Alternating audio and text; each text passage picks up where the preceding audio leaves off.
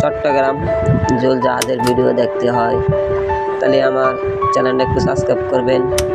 আর video পেতে হলে ভিডিওটা বেশি বেশি লাইক দিবেন, শেয়ার করবেন। পরবর্তী আরও ভিডিও ছাড়বো। লাইক শেয়ার পেলে ভিডিও ছাড়তে আরও বেশি আকর্ষণ হয়, ভিডিও ছাড়তে মনে চায়।